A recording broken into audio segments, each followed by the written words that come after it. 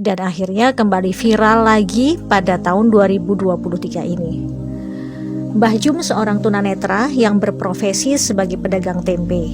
Setiap pagi beliau dibonceng cucunya ke pasar untuk berjualan tempe. Sesampainya di pasar, tempe segera digelar. Sambil menunggu pembeli datang, di saat pedagang lain sibuk menghitung uang dan ngerumpi dengan sesama pedagang, Mbah Jum selalu bersenandung sholawat.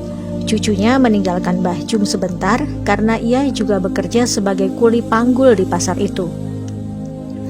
2 jam kemudian cucunya datang kembali untuk mengantar si mbahnya pulang ke rumah.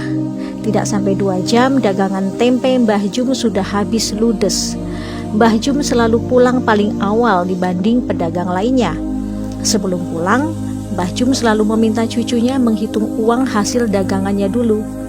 Bila cucunya menyebut angka lebih dari Rp50.000, Mbah Jum selalu minta cucunya mampir ke masjid untuk memasukkan uang lebihnya itu ke kotak amal. Saat saya tanya, kenapa begitu? Karena kata Simbah, modal Simbah bikin tempe cuma 20.000, harusnya Simbah paling banyak dapatnya ya 50.000. Kalau sampai lebih berarti itu punyanya Gusti Allah, harus dikembalikan lagi. Lah, rumahnya Gusti Allah kan di masjid, Mbak. Makanya kalau dapat lebih dari 50.000, saya diminta Simbah masukin uang lebihnya ke masjid. Loh, kalau sampai lebih dari 50.000 itu kan hak Simbah. Kan artinya Simbah saat itu bawa tempe lebih banyak toh? Tanyaku lagi. Enggak, Mbak. Simbah itu tiap hari bawa tempenya enggak berubah-ubah. Jumlahnya sama. Cucunya kembali menjelaskan pada saya. Tapi kenapa hasil penjualan Simbah bisa berbeda-beda? Tanya saya lagi. Begini, Mbak. Kalau ada yang beli tempe sama Simbah, karena Simbah tidak bisa melihat, Simbah selalu bilang, ambil sendiri kembaliannya. Tapi mereka para pembeli itu selalu bilang, uangnya pas kok Mbah, gak ada kembalian. Padahal banyak dari mereka yang beli tempe 5.000 ngasih uang 20.000. Ada yang beli tempe 10.000 ngasih uang 50.000. Dan mereka semua selalu bilang uangnya pas, gak ada kembalian. Pernah suatu hari Simbah dapat uang 350.000. Ya, 300.000-nya saya taruh di kotak amal masjid. Begitu penjelasan sang cucu. Saya melongo terdiam mendengar penjelasan itu. Di saat semua orang ingin semuanya menjadi uang, bahkan kalau bisa kotorannya sendiri pun disulap menjadi uang, tapi ini Mbah Jum, logika saya yang hidup di era kemodernan jahiliyah ini belum sampai. Sampai rumah pukul 10 pagi, beliau langsung masak untuk makan siang dan malam. Ternyata Mbah Jum juga seorang tukang pijat bayi, begitulah orang di kampung itu menyebutnya. Jadi bila ada anak-anak yang dikeluhkan demam, batuk, pilek, rewel, kejang, diare, muntah-muntah, dan lain-lain, biasanya orang tua mereka akan langsung mengantar ke rumah Mbah Jum. Bahkan bukan hanya untuk pijat bayi dan anak-anak, Mbah Jum juga bisa membantu pemulihan kesehatan bagi orang dewasa yang mengalami keseleo, memar, patah tulang, dan sejenisnya. Mbah Jum tidak pernah memberikan tarif untuk jasanya itu, padahal beliau bersedia diganggu 24 jam bila ada yang butuh pertolongannya. Bahkan bila ada yang memberikan imbalan untuk jasanya itu, ia selalu masukkan lagi 100% ke kotak amal masjid. Iya, 100%. Anda kaget? Sama, saya juga kaget. Ketika saya kembali bertanya, kenapa harus semuanya dimasukkan ke kotak amal? Mbah Jum memberi penjelasan sambil tersenyum. Kulo niki sakjane mboten pinter mijet.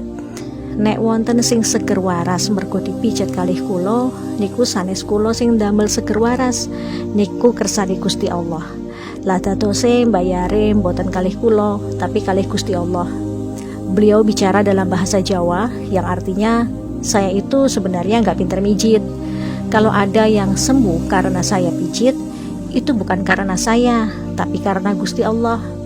Jadi bayarnya bukan sama saya, tapi sama Gusti Allah. Lagi-lagi saya terdiam, lurus menatap wajah keriputnya yang bersih. Ternyata manusia yang datang dari peradaban kapitalis akan terkaget-kaget saat dihadapkan oleh peradaban sedekah tingkat tinggi macam ini, di mana di era kapitalis orang sekarat saja masih bisa dijadikan lahan bisnis. Jangankan bicara gratis, dengan menggunakan kartu BPJS saja sudah membuat beberapa oknum medis sinis. Mbah Jum tinggal bersama 5 orang cucunya.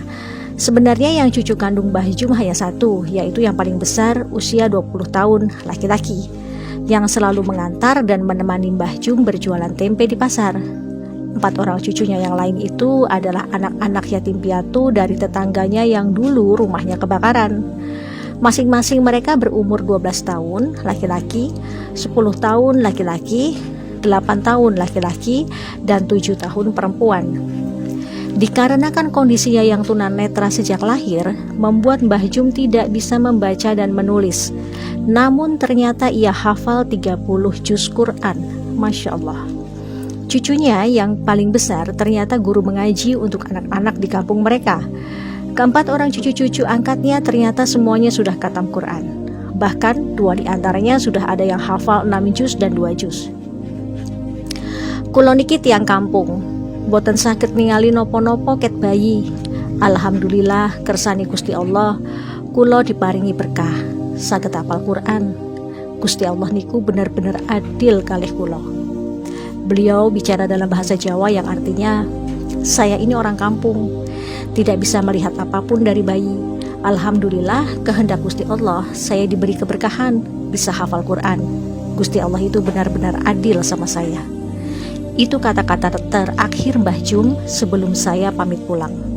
Saya peluk erat dia, saya amati wajahnya. Saya rasa saat ini bidadari surga iri melihat Mbah Jum, karena kelak para bidadari itu akan menjadi pelayan bagi Mbah Jum insya Allah. Matur nuwun Mbah Jum atas pelajaran sedekah tingkat tinggi pada tahun 2008 yang sudah Simbah ajarkan pada saya di pelosok desa Yogyakarta. Saya Irena Rajiman. Wassalamualaikum warahmatullahi wabarakatuh.